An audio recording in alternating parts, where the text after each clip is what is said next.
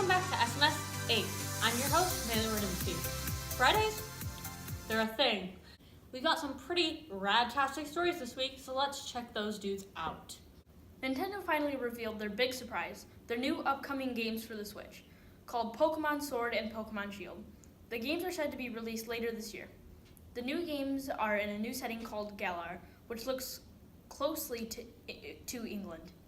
3 starter creatures were also shown. A grass monkey named Grookey, a fire bunny named Score Bunny, and a sad water lizard, Sobble.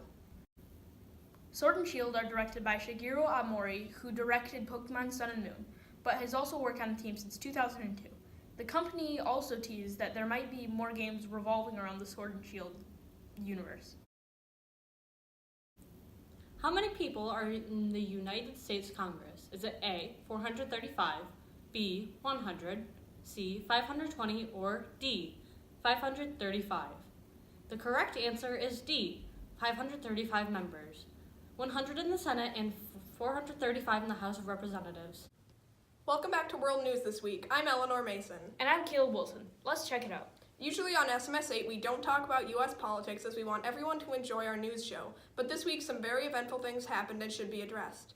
Last week, President Trump went to Vietnam to meet with North Korean dictator Kim Jong-un about a nuclear deal that would carry into 2020.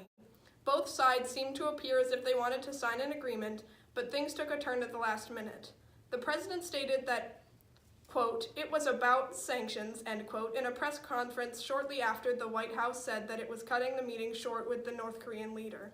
If you don't know what a sanction is, it is a coercive measure that is taken with a country's failure to follow an agreement and can be punished by paying the other country's government. In this circumstance, President Trump didn't agree with lifting sanctions even though North Korea agreed to denuke the majority of the places the U.S. wanted them to. The president agreed to the fact that North Korea might just not want to give up the nuclear weapons or the program. Territorial conflicts began to spike between India, Pakistan, and Kashmir. Kashmir experienced even more violence and cross-border fighting than ever before in their history.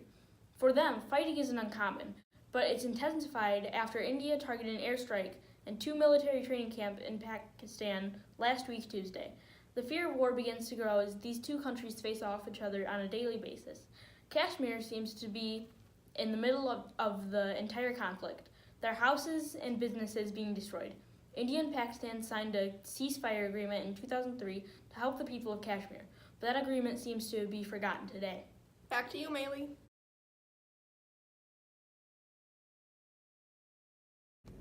Welcome back to the weather. This week consists of chilly temperatures and cloudy days. Today there's cloudy skies in the morning with sunny skies this afternoon and a high of 35 degrees. This weekend there's supposed to be showers and highs in the low 40s. Next week is supposed to be cloudy with temperatures in the high 30s and low 40s. Make sure you enjoy the sunshine while you can. Thanks for the weather update, Donovan. Let's check out sports this week.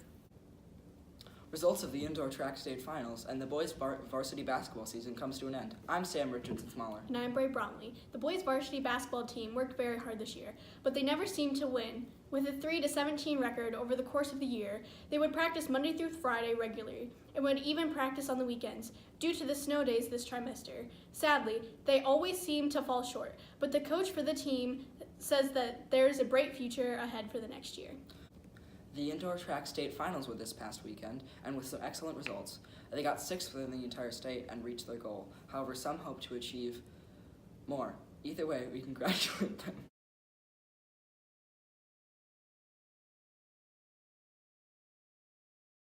Thanks, Sam and Bray. Now the moment you've been waiting for, Mr. Gret's wise words of wisdom. Hello, this is Mr. Grech, back with Mr. Grech's Wise Words of Wisdom. Last week we talked about preparation, and failing to prepare is preparing to fail. We are going to begin a new trimester, and for those of you who were not happy with your previous efforts and want to make change, remember that change does not happen by chance for the most part. It happens by choice. So go out, make better choices, do what you need to do, make this next trimester your best one yet. I don't think there have ever been wiser words. This week on 8 and of 8, an injured seal was rescued from 10 feet above the ground, and a plus-size German rat was also rescued from a manhole cover. These crispy stories explain. I'm Bray Bromley. And I'm Sam Richardson Smaller. Let's dive right in. An injured gray seal was rescued from the top of a World War II pillbox on Yorkshire Beach in the UK. The animal had an infected eye and was said to be distressed and dehydrated. A concerned person raised the alarm for the seal after it had been there for over 24 hours. The seal is currently at the Scarborough Sea Life Center, where he was treated for his eye and dehydration. A thick rat in Germany is getting international headlines because it got stuck in a manhole cover. No one really knows how the rat actually got stuck, but one thing we do know is how adorable the famously fat rat is. A local tried to free it, but ended up having to call the fire department for more support. After it was freed, the rat was said to be in good condition and happier than ever. Even animals that are hated by many deserve our respect. Such a cool week. Thanks for watching and wear your seatbelt. They're a thing. Caleb, I swear to God, I will snap your neck. I thought you did 10 fingers when you said 8.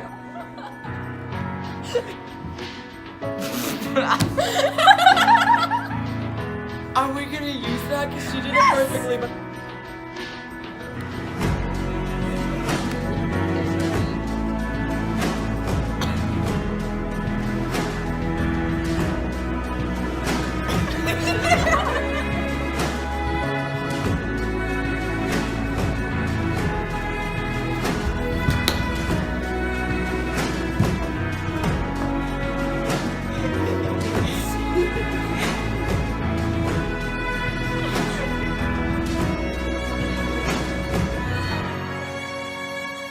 Tensions being spiked between industry. Why?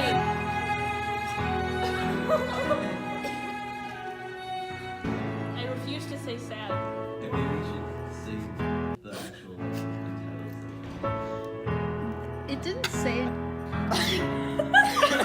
You look so bad at this. You're